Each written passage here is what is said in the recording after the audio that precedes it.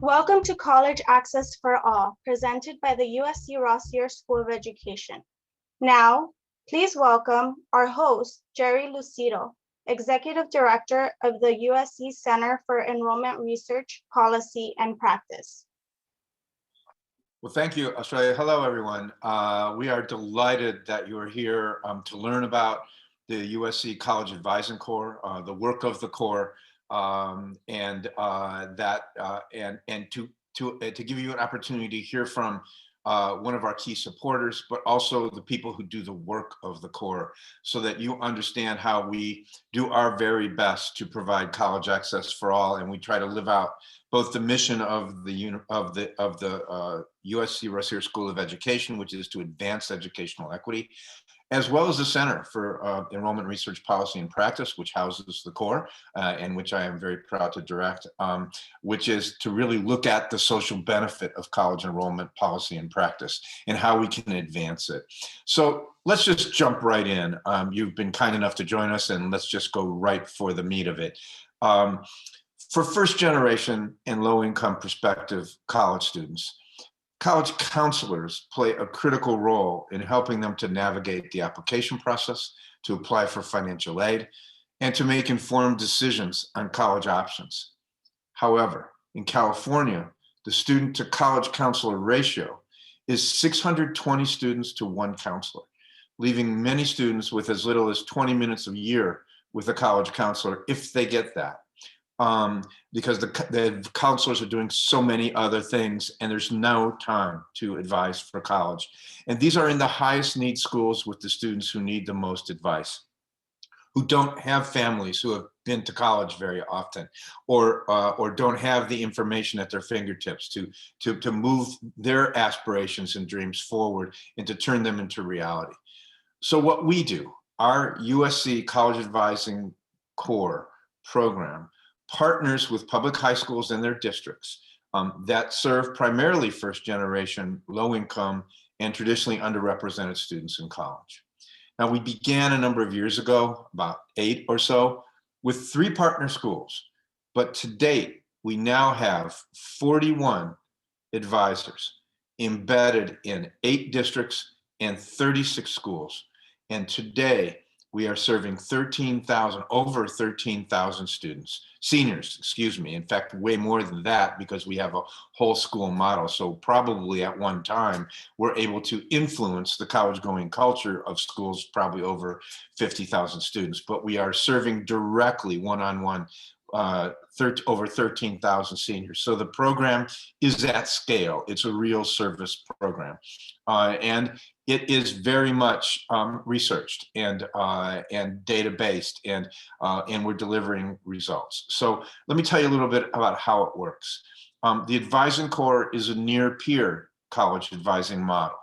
By that, we mean that recent college graduates, new professional educators themselves, and who were often individuals of color, and who most often are, frankly, individuals of color who have come from low-income backgrounds, to give back through their first professional job.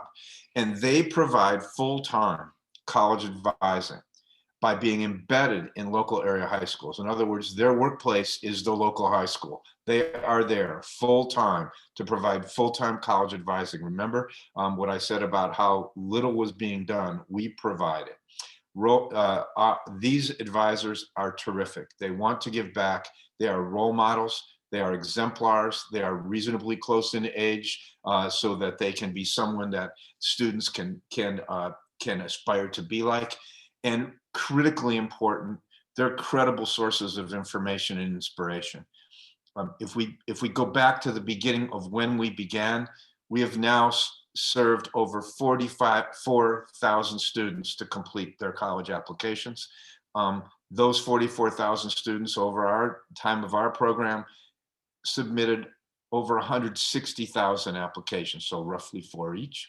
And these students, of those 44,000 students, almost 41,000 submitted a financial aid application. And we helped them to evaluate and understand what those results mean. In one district alone, Long Beach, there was a 14.3% increase in college attendance over a 3-year period of time. So real tangible results. The students who we contact, who our advisors work with one-on-one, are 18% more likely to apply to at least one college, 19% more likely to apply for federal financial aid, and 20% more likely to apply for scholarships. Well, why does all this matter? My guess is if you've tuned in, you know why it matters, but let's talk about some data. Only 10% of the students from the lowest in socioeconomic bracket earn a bachelor's degree by the age of 25 in our country, only 10%. And yet, while there will be a sharp decline in the number of high school graduates beginning in 2025, the number of these students, of low-income high school age students, is expected to increase. So if we think about that, let's combine those two statistics. With only 10% of the lowest income students earning a bachelor's degree, growth in that group means there will be a fewer number of individuals without a college degree, unless we act.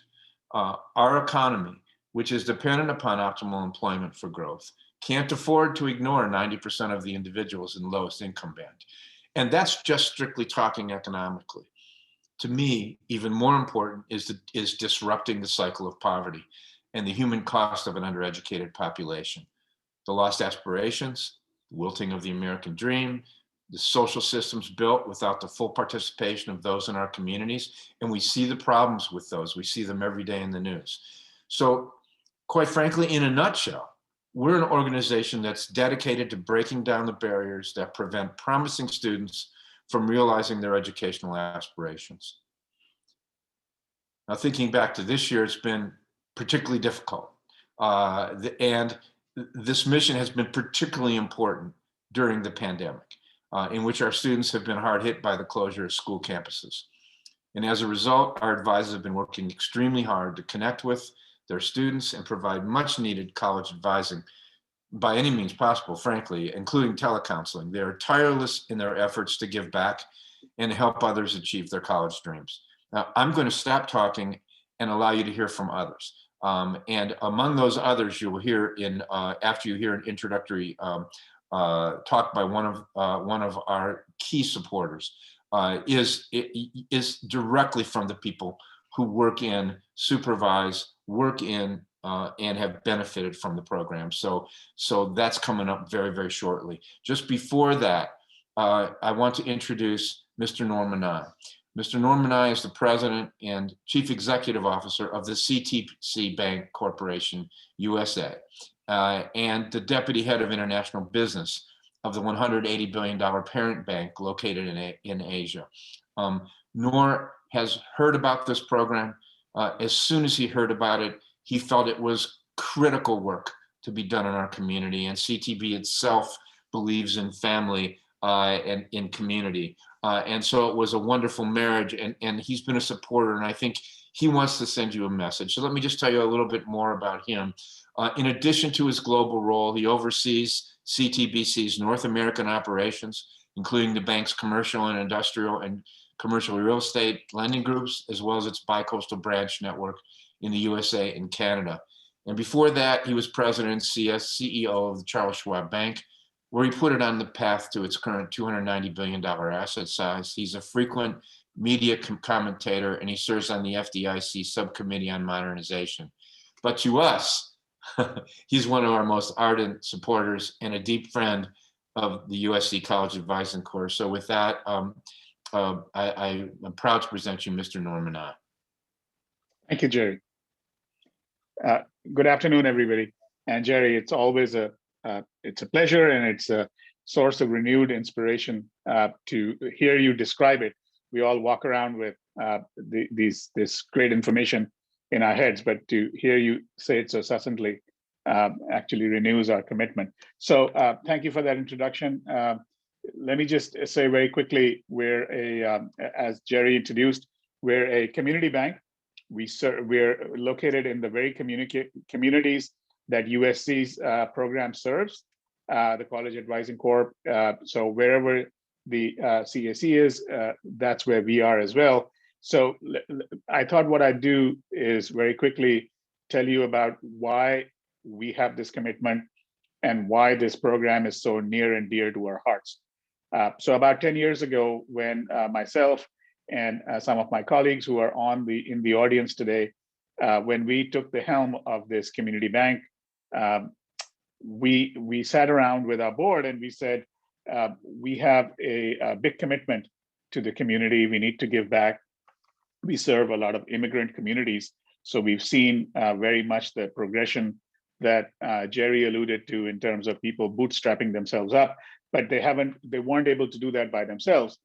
There was assistance available within the local community. So that was our inspiration to identify a program. So we came up with a few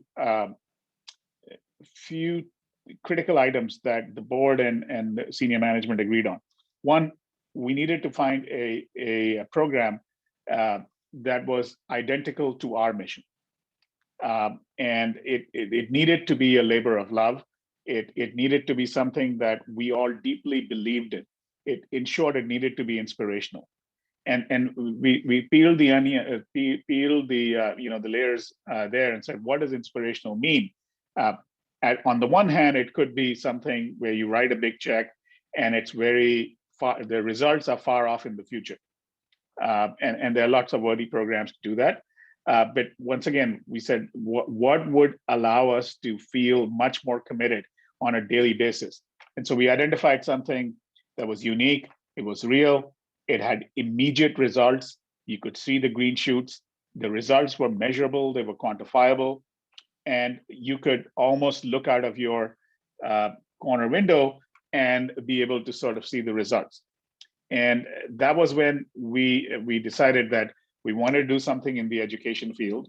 We wanted to find something where there was being, the effort led to multi-generational empowerment, much as you heard Jerry describe, that it is probably one of the highest order solutions to the communities that we serve and the challenges facing our communities today, indeed, facing America today.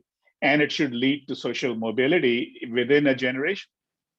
So that sounded impossible. That sounded like, oh, okay, fine, Noor, you've just described, a unicorn. You've described something that doesn't exist. So let's write it all down and then go compromise. And then purely by happenstance, a mutual friend introduced me to Jerry. And I remember very well the first time I met him about 6 years ago. And, I think we lit up. There was a real congruency of missions for us. And we've been committed ever since. We blanch and are embarrassed at the praise that we get, because really all we do is we bask in your glow here. What you're doing, what your advisees are doing, what the mentors are doing, what the Corps is doing, makes us terribly, terribly proud. We are privileged to be in your company, and we are privileged to have a seat at the table. So please carry on, and we are here to help in any way we can. Thank you very much. I look forward to the panel. Noor, thank you. Thank you. Thanks, CTBC. Thank you for your vision and your commitment and your support. It means a lot to us. We know that we stand on the shoulders of the people who support us, so we thank you. Okay. I think that was important for folks to understand about the support that we get and why. And now I want you to hear about how the work is done. So let us move directly into our panel of the real experts here who do the work and who have experienced the work. So it's my pleasure to introduce the individual who will moderate the panel and introduce it. And this is Mr. Arzumanian. Ara is the program director. He is the leader of the USC College Advising Corps. And in his background, he has over 20 years of experience in working with and developing youth and youth programs, including mentoring, college access, after-school programming, and youth outreach. He has hired and trained hundreds of work professionals in this field and volunteers throughout his career. He's currently a doctoral candidate here at USC Russier School of Education. And he is an inspirational leader and someone who understands that an outreach program really must be always at its best and must be willing to live by its results and commitment. And so he is a driving force behind success of the program. So Ara, with that, I am going to sign off and listen and let you take it away. And thanks for your work. Jerry, thank you so much for that introduction, and thank you for your continuous courageous leadership of our center and the Corps. And we appreciate everything you do for us. Good afternoon, everyone. Thank you for joining us today. I'm excited to be here with you and share a little bit about our work and help you see the work in action. We can't bring you directly into one of our schools where the advisors and students are present, so we thought we'd do the next best thing and bring some of the advisors and students to you. And let me start introducing them. So first, I'd like to introduce Carla Logie, who was an advisor, a college advisor with us, placed at Lakewood High School. And I'll ask Carla to put her camera on, and I'll ask all the panel members once I introduce you to put your camera on. And then I'm going to also, and I'm going to give each of them a moment to introduce themselves as well. Then I'd like to introduce Ibironke Laura Akiola, who was actually Carla's student when Laura was herself was a student at Lakewood High School, and she is now a junior at Biola University. And I'd also like to introduce Marco Cruz, who was one of our students at Millikan High School in Long Beach and is now, well, I'll let him tell you what he's doing now a little later when we're talking. But thank you, Carla, Laura, Marco, for being here. Marco, let me start with you. Tell us about where you were at in your plans for your life, for education, and so forth, when you met your advisor, who I saw his name in the list of attendees. He's here with us. When you met Dennis Funes, where were you at that time? Can you guys hear me for first off? Yes, I can hear you. Okay. Yeah. So before meeting Dennis, my advisor at the time, I didn't really have any post-high school graduation plans. And I'm not exaggerating by any means, but the reason why... Marco, I can hear you, but a little distant. I'm not sure. Maybe if we can get it a little louder. Is that any better? I think so. Let me try something really quick. Kanae's saying that that's better. Okay, let's see what pause. Okay. Yeah, so my pretty much I really didn't have any plans, while I was in school, and looking back, I can't tell you why I didn't, but I wasn't really in a good position at the time. During high school, I wasn't the best student academically. I didn't have the good grades. My junior year, I think I had below a 3.0 GPA or at that at best. I didn't have any extracurriculars, so I would leave school pretty early, go straight to work after school. Also, I wasn't financially stable, so I had to work to help my family out. So, didn't have a linear path as to what I was going to do after high school. So, didn't fit that mold of the folks that would be going to college or pursuing higher education. I'm a son of two illegal immigrants, and so didn't have a lot of guidance at the time when I was in high school. But that really did change, when I met Dennis and got introduced when I had that conversation with him. Did you want me to go into how that changed? Yeah, let's we're gonna come back to that in a second. We definitely want to hear that. That's gonna be a big piece of the puzzle. I realized I didn't ask you to introduce yourself, but I am going to. So folks, you will get that in a minute. But I will ask Laura now to introduce herself. Tell us what you're doing now, where are you? And we'll work backwards from there. Okay. Hi, everyone. My name is Ibironke Laura Aquinola, but I go by Laura by friends and family. I currently go to Biola University. I'm majoring in intercultural studies with a concentration in community development. Thank you, thank you. And Carla, where are you now? You were an advisor with us for 2 years, and you're where now? Yeah, well, I physically am in Whittier right now, and it's a beautiful day outside.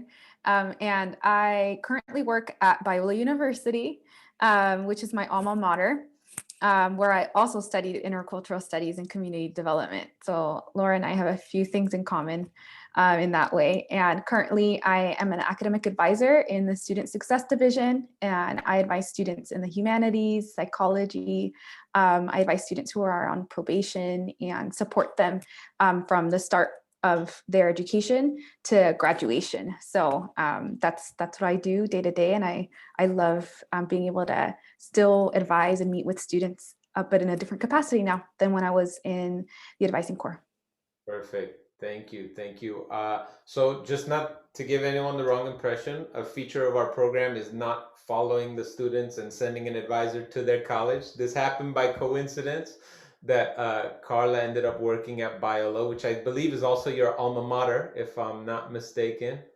I have a soft spot in my heart for Biola. It's my wife's alma mater too. So, all right. So, Laura, you were telling me that the summer before your senior year, you didn't know what you were going to do about college. You wanted to go, but you didn't know how you were going to get there. Tell us a little bit about that. Bring us into the space you were in at that time. Wow.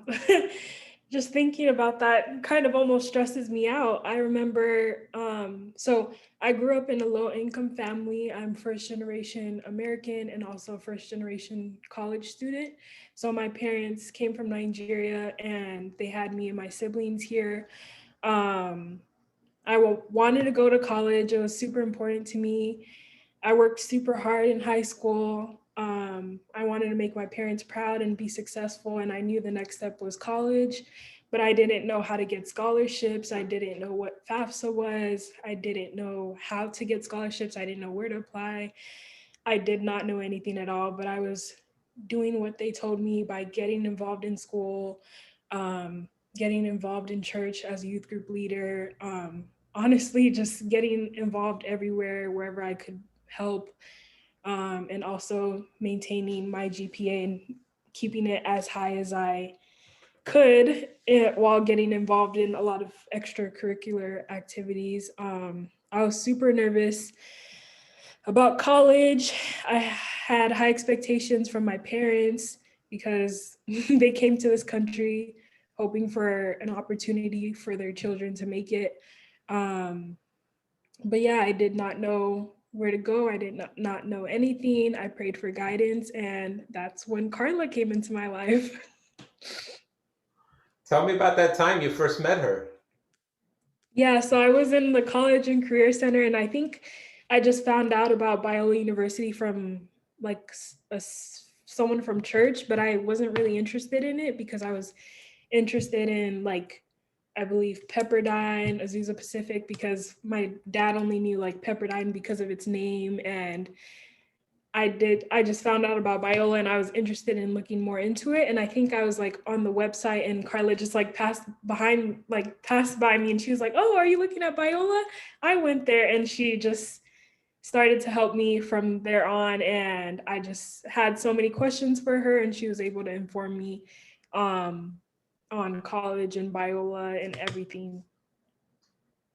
All right. Thank you. So one of the essential pieces of our model is that the advisor is there to serve all students. And so we just heard from Laura, her story. She was already kind of academically performing at a high level, still very concerned about, I don't know how to apply, didn't even know where to apply, and so forth. And the advisor, there's no participation criteria. So advisors aren't taking, okay, students would have a 3.0 and above, we can support them. They're there to serve all students, and they have to do a lot of outreach to get folks to come in. And so, Marco, you were telling us that your story was different than Laura's, and that where you were academically as a high school student was at a very different place. So take us back to that moment when you first met Dennis, and we're going to use that because I know you didn't introduce yourself, and I want you to, and we're going to get into your introduction from there. So tell us that moment you first met Dennis, your college advisor. Yeah, so I guess, should I go into the how I met Dennis first, or in the introduction? Either one's fine. How you met Dennis first. Okay, yeah, so I had met Dennis at the College and Career Center, and where he spent most of his time. And I would frequent the College and Career Center pretty often, but you know, I had no interest in actually applying to college due to the circumstances that I was facing. So really, the way that Dennis approached me was more so conversational, and not it didn't feel like he was probing at any time. It was just more like, hey, what are your plans, and why if you're not looking into college, why not? And every reason that I had not to apply, he kind of proposed a like, maybe we can try this, and you know, go from there. So I felt like he was an advocate, and he was trying to help as much as he could, and you know, being that person that was that, you know, being there for me and being that advocate. So yeah, it was an interesting approach that he took, and like I said, I wasn't the one that reached out to him. Like I said, most of the folks that frequented the Career Center were probably you know, had that idea that they were going to go to college and were going to get a degree or something like that. But he took the initiative in that case, and reached out to me. Thank you. And so Carla told us she's calling in from Whittier. Where are you calling in from today? Yeah, so I'm calling 2 hours ahead of, I think, most of the folks that are in LA. I'm calling from Houston, Texas, a city outside of Houston called Pasadena. So yeah, I've been lucky enough to travel a bit for work. So I'm out here right now. And so now introduce yourself. What takes you to Houston? Where do you work? What do you do? Right. So currently I'm a financial analyst. I'm pretty early in my career. I interned and worked for the company that I work for now, which is Chevron. I am a stock analyst here at the Pasadena refinery. So do accounting and finance for the company. All right. Thank you. And that points to, again, one of the important things that we see in the data, particularly for our first generation students, low income, underrepresented in higher education students, is sometimes not being able to choose the career field they want, even when they do go to college, if they want to go into a STEM field or a technical field like accounting and so forth. And so the power of having that advisor there to really provide that direct advisement and support and help them identify, well, what are the things you care about and are passionate about and want to do, find that match and fit. Carla, I actually remember your interview. We interview hundreds of people to find the 20 or so that we hire each year. I remember yours, and your passion came through at that time, and it came through in a strong way with your work. Tell us about your experience as an advisor, and give us a sense of what the advisors do day to day by telling us from your own experience. Yeah, my experience as an advisor was definitely, first, I love being able to meet one-on-one with students, and that's what had attracted me to the College Advising Corps. I had worked previously for a nonprofit supporting first-gen students as well, but at that time, I saw kind of some of the barriers I faced by being outside. I was in the community, but I wasn't partnering with the school, with the district. I didn't fully have support in those ways. So when I heard about CAC, that was exactly what I had thought of. I thought like there has to be a better way to be able to do this kind of work have a mission to be able to have support students to have college access and success. And that's what I feel like I found through CAC, like the support system from a school, from a district, the training. We received hundreds of hours of training over 3 months, where I learned the ins and outs of applying for FAFSA, the California Dream Act. How do you know what to advise students to do in that regard, like how to apply to different Cal States versus UCs versus private colleges, and kind of be able to be as informed as I can in order to help students make wise decisions. And I definitely took that training seriously. So when I went to Lakewood High School, where I was placed in Long Beach Unified, me and my partner at the time really worked with being able to advise students one-on-one as much as we could, promote events that supported a college-going culture on our campus, like college signing days, and also being able to collaborate with school partners, like the counseling team. We would partner with them to go to their meetings with each class to be able to help them not only choose classes, which is what they were meeting with them one-on-one for, but also to help them to start thinking about college, what majors, what are the subjects they're interested in, that can kind of help them to think through choosing a major when they're applying to college. So those were some of the things just kind of broadly that we worked on while I was at Lakewood. And on the day-to-day, I would say the majority of my time was really just spent meeting with students one-on-one. On one end, we were in the college center at our school. But while we were there, we realized, there's only a certain type of student who might walk in.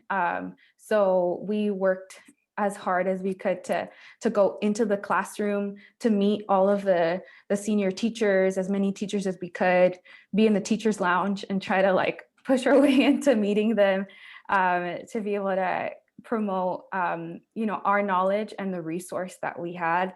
To be able to bring as many students to our center and also go to them to be able to help them. So I feel like I did a great job in that way with my partner to think about innovative ways, but also what's already going on at our school that we can come alongside to just keep being able to share the knowledge and the resources that we have to help more students know that they can have access to college, that they're just not as many steps away as they're thinking to being able to do that. So yeah, I hope that kind of answers some of that question. Absolutely, thank you. Laura, Carla drew the outline for us, and I'm gonna ask you to fill in the color and the emotion and the details, and I'm gonna ask you to do it this way. Tell me about Carla. What type of person is she? Carla is a very helpful, observant, and attentive person. A lot of memories are just coming back to me, and I remember I think I'd eat lunch in the College and Career Center during my whole senior year, and I was constantly at least meeting with Carla. I think maybe once a week, asking her for another scholarship opportunity, and she was constantly giving me different applications to apply to and websites and resources. She was just very helpful, observant. She tried to meet me where I was and help me in guiding me to where I wanted to go. Sorry, lawnmowers. No, that's all right. That's all right. How do you think things would be different for you if you didn't have Carla's support? Oh my goodness, I do not know. I honestly feel like the whole college, getting to college and being in college would have been so much harder for me. I just would not have known what resources were out there for me, because there is a kind of general knowledge. I would consider myself a resilient person, but I just need guidance and someone who believed in me. And she was one of the first people that told me that I could do it and I can get to college and I can graduate. But I definitely don't think I would be at Biola University because I was doubting myself. I never thought, I just had so much doubt. I just wouldn't have been able to do it. Even as like the first child in my family, there was just so much pressure on me to do my best and go to a prestigious college, but I really just did not know how to get there. Sorry, I'm rambling. Not at It all. just, Not at all. yeah, I just feel I just can't imagine being where I am today. Even like currently applying to internships, Carla not only provided resources and direction and guidance for me to get to college, but even like specifically at Biola, she connected me with people that would help me in my college journey. All right. Thank you. Thank you. Marco, Laura just spoke about not only actually applying and getting to college, but helping with preparation of what it's going to be like in college and so forth. How did your advisor help you to prep for college? And tell us where you went to college and when you graduated and what your degree was in and all of that as well. So yeah, I just graduated in 2019 from Cal State Long Beach, and I majored in accounting. And like I said, all that is due to Dennis, my advisor at the time. So Dennis pretty much helped me out helped me prepare for my college education at Cal State Long Beach from beginning to end. Through the admissions process. So from filling out the application to deciding my major, we went with the major that we decided in there, Dennis. So I don't know if you knew that, but I actually stuck with that major. So so filling out the application, deciding my major, one of the big pieces was how am I going to afford this financially? So filling out that FAFSA form, that's probably one of the biggest reasons why I didn't want to go to college. He helped me fill the form out. He helped me with all the placement exams. The SAT, I had no idea what that was. He helped me get a waiver for that. He helped me sign up for it. I had no idea what it was. There were other placement exams that required by Cal State Long Beach, and he helped me. Any question I had, I would go to the dentist. I didn't have anybody else to go to. I'm the first one in my family to go to college, so I couldn't go home and ask my dad or my mom, or even any of my siblings actually, for help with any piece of the admissions process. So Dennis was that that sibling, that parent for me while I was going to school, while I was in high school and during the admissions process. So he helped me by answering any question from those clerical things to any other question that I had about college. So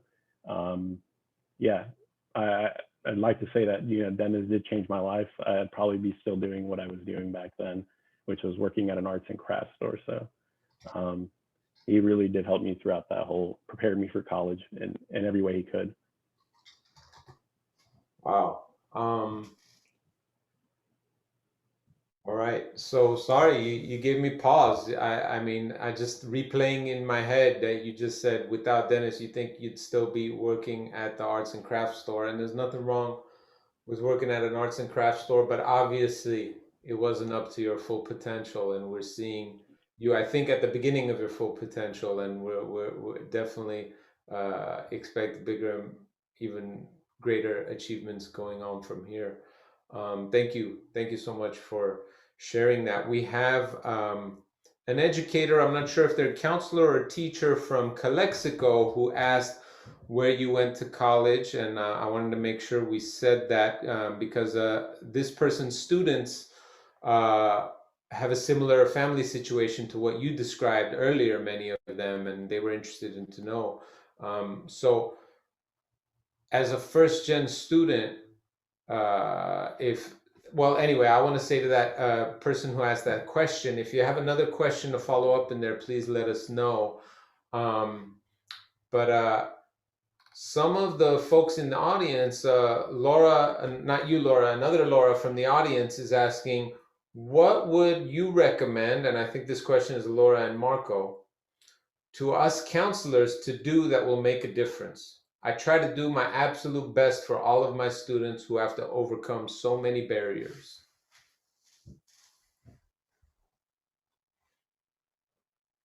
And either one of you, whoever wants to go.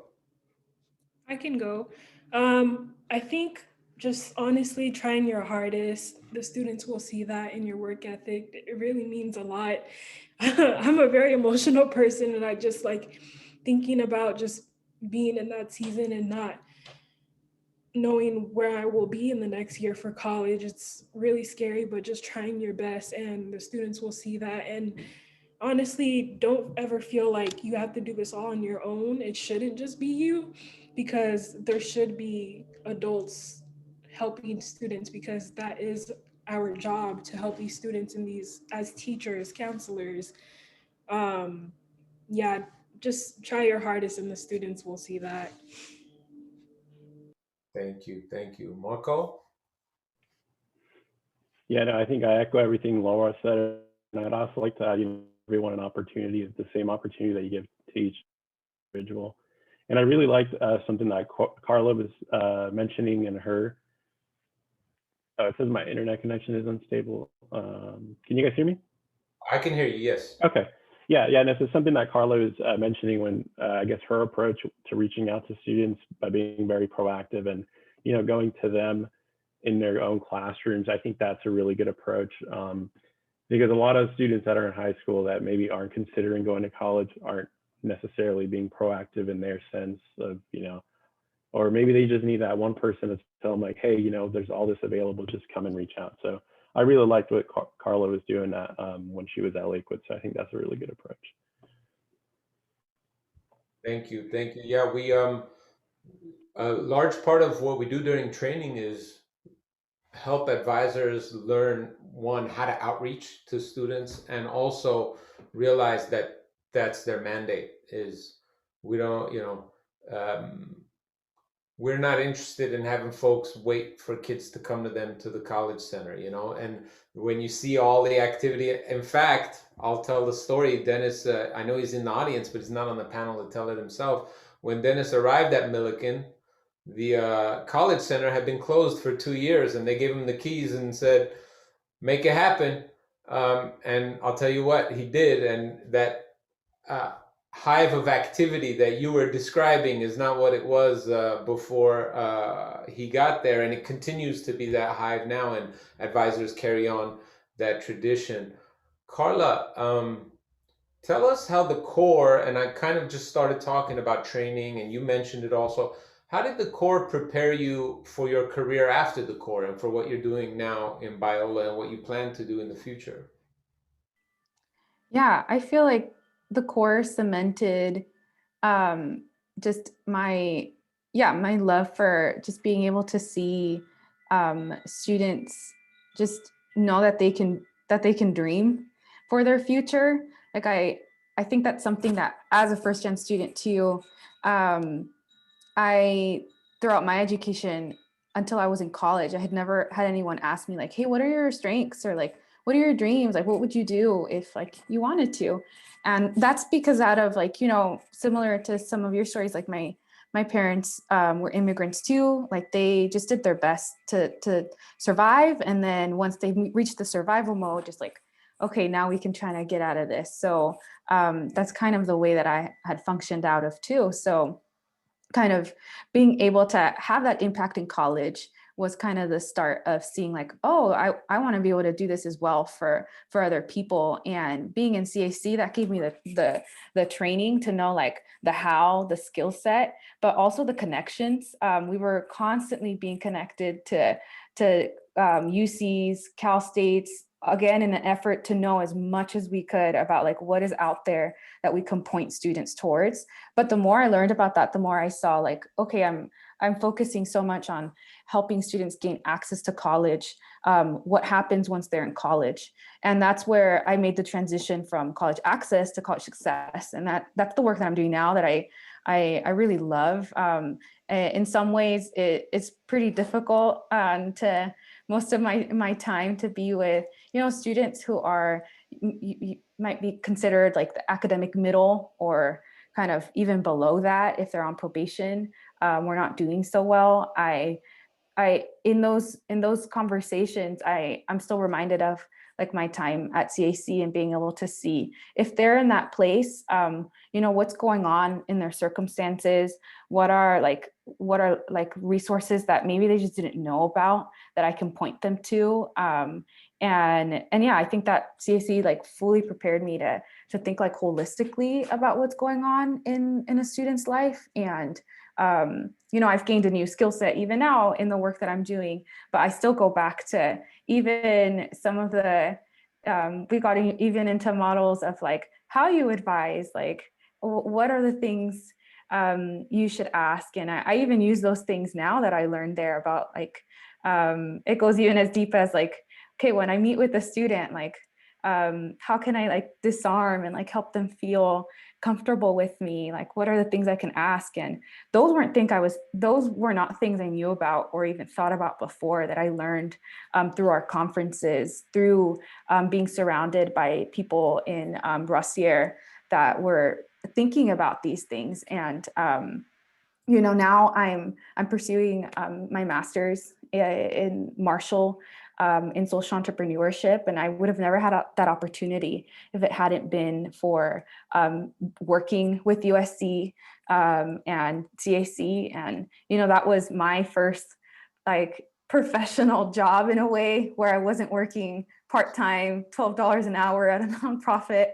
And that was the first time I saw like, oh, I can do like this kind of work and, you know, be paid like more than a livable wage and like have benefits. Like those were even things for me to learn as a professional that I'm able to pass down now to students that I work with, and telling them like, hey, you know, there is more out there that you might just not know about, that can still be able to support your dreams. And yeah, I do that now. And even with my master's, I see that as something that I want to do in the future, to keep promoting and supporting organizations, even like CAC, that are like coming up with unique models as to how to support students by partnering with multiple areas. So. Thank you. Thank you. You mentioned the unique model. We have a question about our model from Kelly King, who happens to be one of our most ardent supporters over the year. Kelly King of the California Community Foundation. Shout out, Kelly. Thank you. And I want to fill in a little bit of the blanks about our model. So what we do is we hire recent college grads, we train them up, and we place them on high school campuses as the full-time college advisor assigned to that campus. So when Carla was at Lakewood High School, she wasn't there, you know, Tuesday and Thursday afternoons. She wasn't there, you know, 3 hours a day. She was there all day, every day, while the students were there supporting the students. And then there's also the question of, is there a cohort? Like, do advisors have a list? Okay, here are your 50 students, or here's an application submitted to students, or give it to students, and whoever applies, then there is something to be said for that type of model. For us, that type of model, we would have missed Marco. And I think we brought Laura and Marco here to represent how there's need across the spectrum of students in terms of where they are academically, where they are in terms of their future plans. And if we had that type of model, then Marco wouldn't be here with us today discussing how this impacted him. So I just wanted to draw attention to that fact, and thank you, Kelly, for that question. Let's see, we've got a couple of questions I'm looking at. If you have more questions, please keep submitting them. I'm going to try to get to them as we can. And Kane, it's kind of all the way up my chat at this point. So if there's one I should hit right now, please let me know. Laura, what are your plans after you graduate Biola? So I hope to work in youth development and empower working in underrepresented communities, working in community development. And I honestly don't really have a specific area I want to work, maybe schools, maybe nonprofits, just working in mentorship and discipling. whether that's in a religious or non-religious context. I also hope to go back to school, maybe in the later future, to get a master's in counseling with concentration in child and adolescent treatment, and maybe school counseling also. All right, all right. I might have a college advisor position for you available when you graduate. Let me know. You still got to go through the interview and everything, though. There's no shortcuts. All right. So let's see. I have a question from the audience that I love this question, and I want to ask y'all this question. Let me find it here. So from an anonymous attendee, the name is not here, but it says, to Laura and Marco, what do you think your parents or family would say to Dennis and Carla for the help and support? How did your attendance in college change your family? What did it mean to them? So if your family were here right now, what would they say to Carla? What would they say to Dennis? And whoever wants to go first.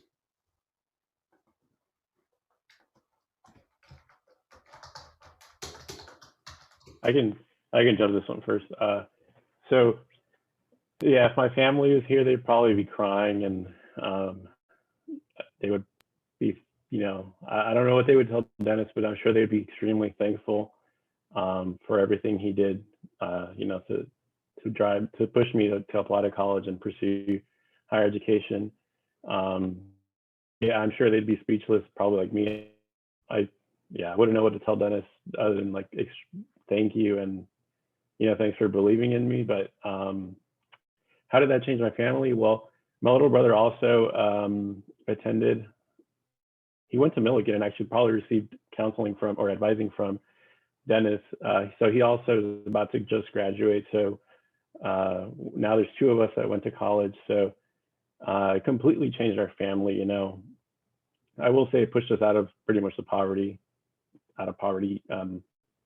This is something like my position right now is something that I never would have thought would have come true, or I never thought this was in my cards. So yeah, so, and I'm sure the same could be said about my brother and my family. They never thought that we would be in a position that we are in now and accomplish what we have accomplished, and have the goals that we have set up.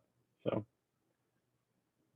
I know it was all over the place, but that's a question that's pretty emotional, and I'm sure my family, like I said, they would be very fortunate. So it's not all over the place. You hit it right in the heart of the matter. And when Jerry decided to bring this program to USC, at the core of the idea was building durable intergenerational change. You talked about how the income level and the being able to basically be at the level you're at right now in your life, and your brother, because of having graduated college, because of having to choose a career field that brings you into this status.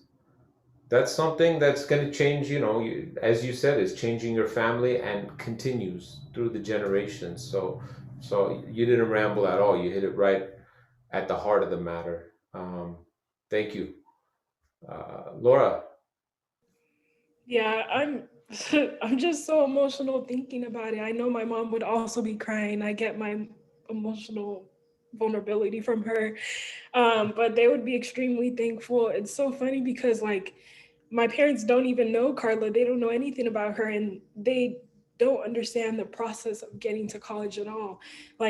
Even just thinking about where my parents were at financially at that time, I remember applying to my FAFSA and seeing my parents' income from 2 years before, and they did not even make the tuition of Biola for that school year. So I was just like, how am I going to go to a school my parents literally can't even afford to pay for? And it was just crazy, but they would be extremely grateful. It's just so crazy.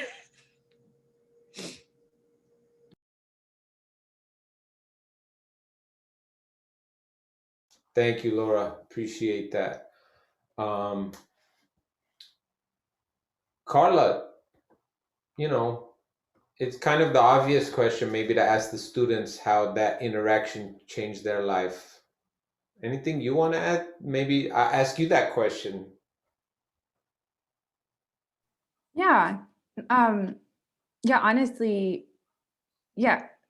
I like remember meeting you, Laura, and being so excited, and not only with you, but with other students to like, I just felt like the privilege of being able to like hold their stories and like know, as especially like as we're writing college essays, like, and I don't know if you feel or remember all of this, but like I would help you write your essays, and I remember helping you, telling you about like, oh, there's like a first gen scholars program at Biola. Like it wasn't there when I was there, but it sounds awesome. And like, I remember emailing the people there, telling them like, hey, like, please review her application. Like, please look at her, and like trying to make sure that like they would like really consider yours highly. And I just remember doing that, and I'm just like hearing from you, and once you were admitted, once you did get these scholarships, and I just felt like so honored to just be a small part of your story. And although COVID has changed not being able to be on campus, but when I would see you on campus, it would brighten up my day to be like, oh, like I remember Laura when she was like 17 years old, and now she's like a beautiful young woman, and you're preparing to do amazing things. So yeah, it's so amazing for me to be able to walk alongside, especially in that time. I love the work that I do now, but being at Lakewood was so special. And I still connect with other students now. They'll still ask me for recommendations for scholarships, or they're like, hey, I'm applying to be an RA. Like, I just haven't really met too many people here yet. Like, but I remember I met with you all the time, and you know, I'll still connect with students and hear from them. And I love being able to hear what they're doing, what they're applying for. And yeah, that's just so, like I said, it's just a privilege and an honor to be able to hold those stories. And yeah, and honestly, just be able to like pray that God would just keep leading them into their dreams, and like just giving them courage to just, yeah, be able to see that they can like reach for those opportunities. And that's the space that I wouldn't have had if I wouldn't have been at Lakewood, to be able to see that, or even to see like how fulfilling that is for me, and like how much I see like, oh, these are skills and like areas in my life that I just love being able to be a part of. Thank you, Carla. Thank you so much, all of you, for those answers. I'm seeing from these questions, it's great to see that we've got some educators in the audience, because I can tell from these questions that the folks that are asking them know about this type of work. So let's see. One of the questions was, do we track these students for success, and what factors do we use to judge that? So I'll use our panelists as examples. We track our students through the National Student Clearinghouse to see where they enrolled in college, where they persist, where they graduate from. That is the best available data source. It's not perfect, but it is the one that we use, and it's the best one that's available at this time.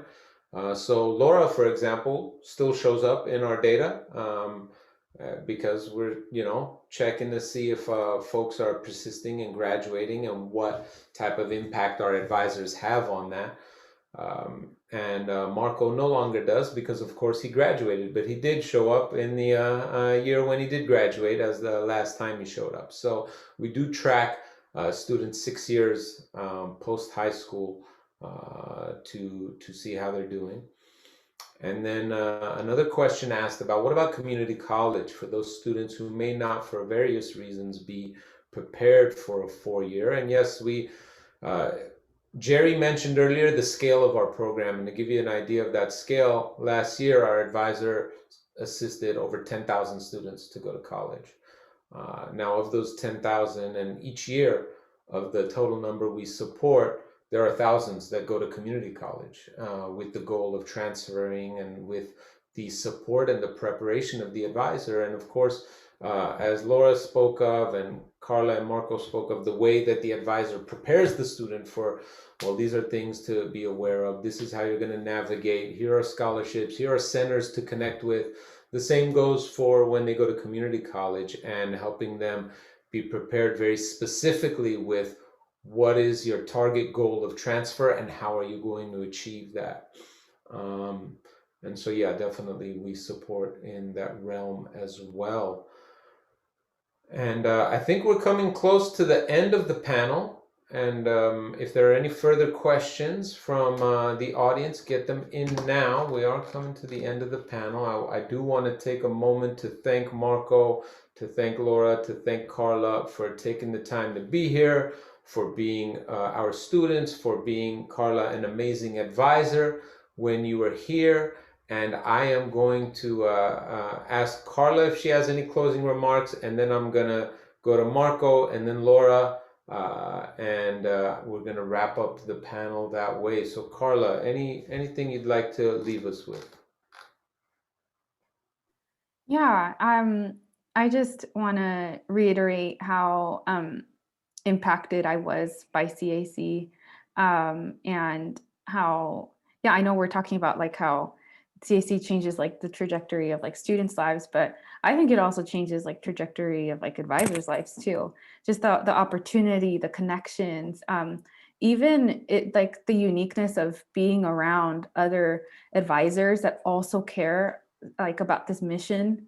That was, I have friends from the Corps that I still meet with regularly, and we're always supporting each other. Everyone's in different areas of higher ed, but even seeing that happen, that the impact as we're like leaving the Corps and spreading out, that's creating more opportunities for people of color that are first gen, that like that might not have had these opportunities before, and now are, you know, counselors at community colleges, working at career centers in private colleges, or like me working at another private college. I can name so many people and the different things that I know that they're doing and the impact that they're having. So I really do see CAC as like a hub for that, of just like this base for 2 years where you're being developed, you're having this opportunity to have an impact, and then you leave and you spread the impact, because now there's all these advisors who have had this training and this passion, and they take that in creating, just being able to create educational equity like in different areas in the K through 12 higher ed areas. So it's just amazing to be a part of that impact as well. And I'm just so grateful for the opportunity that I had, and I hope that brings some insight as well to you all. Thank you, Carla. Marco, final remarks, anything you want to say to Dennis, anything? Yeah, I just wanted to use this time to say thank you to Dennis and actually everybody involved with CAC, because, you know, the work that you guys do completely did change my life. I look back almost every day and I'm like, man, I don't know what I would be doing today or where I would be. So everyone that's involved with this, I just want to say thank you. And thank you, Dennis. Thank you, Marco. Appreciate you. Laura, same question. The final word is yours. Yeah, well, Carla knows this. I'm so thankful for her. I've said thank you to her 1,000 times. Thank you so much again. You've made such a big impact on my life. And thank you all to all the school counselors and the audience, all that you guys do at your organization, all the help you're doing. Just thank you so much. Keep working hard. I know it can be hard working with students, just with everything they're going through and working with so many students at one time. Just keep working hard at what you do, and thank you so much. Your hard work will pay off. Thank you, Laura. Thank you, all three of you, for being here with us today. Very much appreciated. And I will hand it back to Jerry. Thank you, Ara. Thank you so much for your leadership. Carla, Marco, and Laura, thank you. We are so very proud of each of you. You know, it was a dream and an idea for us about 8 years ago, and to see it come to fruition, I can't tell you how motivating it is to keep things going and to expand and to do ever more of this kind of work. And just thank you for being the people you are. And just quite frankly, just to talk about human potential being fulfilled, the fact that Laura thought just now to thank the educators in the audience is just another example of, of what we do when we reach out to people who deserve these kinds of opportunities. So thank you. Thank you all. It's so much appreciated. I have just a couple of things to say, and that is we are grateful for your attendance. We hope we've given you some ideas about this work. We even have had a school board member suggest in the chat that that we should be talking about maybe having a core in her particular district. We can have a conversation about that. I mean, hopefully we would have congruent goals and objectives and the service population that we want to serve. So we can follow up with you. Anyone who wants to follow up with me and the center can do so at my email address, and it's simply my first initial last name at usc.edu. So it is J Lucido, J Lucido at usc.edu, and we can talk more about that. Let me also acknowledge that this doesn't happen without incredible sponsors. We are entirely self-funded in this program. And folks like you heard from Kelly King at the Los Angeles Scholars Investment Fund, who asked a question in the California Community Foundation. Thank you. Gilbert Foundation, CTBC Bank, Partnership for LA Schools through the Richard C. and Melanie Lundquist Foundation. Participating school districts contribute and put some skin in the game, and we go together in partnership ahead. And if anyone who is interested in talking more about how we're funded or to be an additional partner, just let us know. Again, my email address, jlucido@usc.edu. Further, you can go to our website to learn more about the Advising Corps and to contact us and to sign up for our mailing list as well. The center, again, is the Center for Enrollment, Research, Policy, and Practice, affectionately known as CERP, C-E-R-P-P, Center for Enrollment, Research, Policy, and Practice at USC. You can just Google that or just put in CERP, C-E-R-P-P in Google, and you'll find us. With that, I should probably say we're open to other questions if you have them, but we're very grateful for your participation today. Kane in Australia, if there's anything else we need to do, let us know. In the meantime, I'm just going to hang out and see if there are any questions that come up, and we can sign off as appropriate.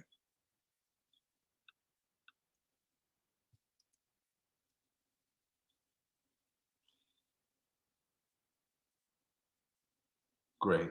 Thank you all. We really appreciate you.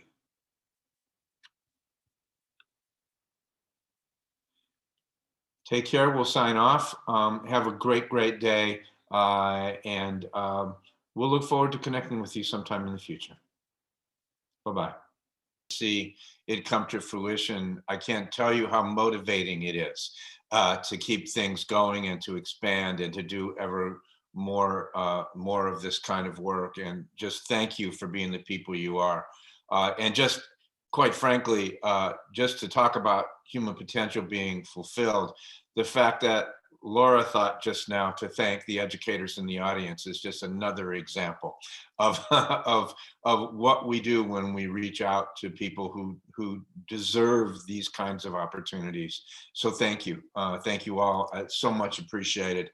I have just a couple of things to say, and that is we are grateful for your attendance.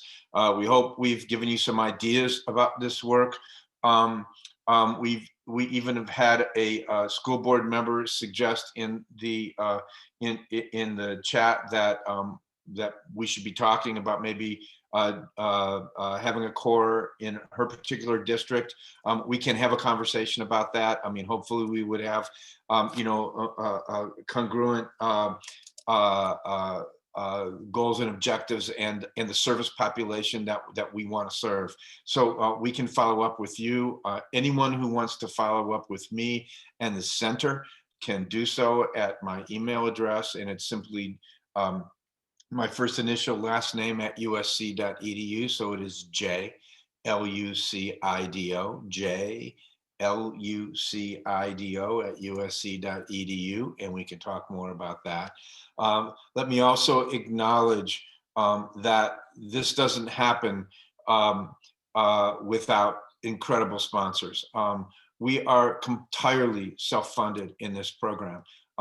And folks like you heard from Kelly King at the Los Angeles Scholars Investment Fund, who asked a question in the California Community Foundation. Thank you. Gilbert Foundation, CTBC Bank, Partnership for LA Schools through the Richard C. and Melanie Lundquist Foundation. Participating school districts contribute and put some skin in the game, and we go together in partnership ahead. And if anyone who is interested in talking more about how we're funded or to be an additional partner, just let us know. Again, my email address, jlucido@usc.edu. Further, you can go to our website to learn more about the Advising Corps and to contact us and to sign up for our mailing list as well. The center, again, is the Center for Enrollment, Research, Policy, and Practice, affectionately known as CERP, CERPP, Center for Enrollment, Research, Policy, and Practice at USC. You can just Google that or just put in CERP, CERPP in Google, and you'll find us. With that, I should probably say we're open to other questions if you have them, but we're very grateful for your participation today. Kane in Australia, if there's anything else we need to do, let us know. In the meantime, I'm just going to hang out and see if there are any questions that come up, and we can sign off as appropriate.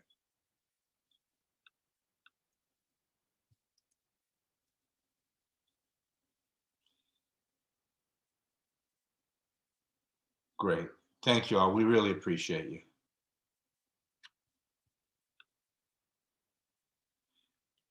Take care. We'll sign off. Have a great, great day. And we'll look forward to connecting with you sometime in the future. Bye-bye.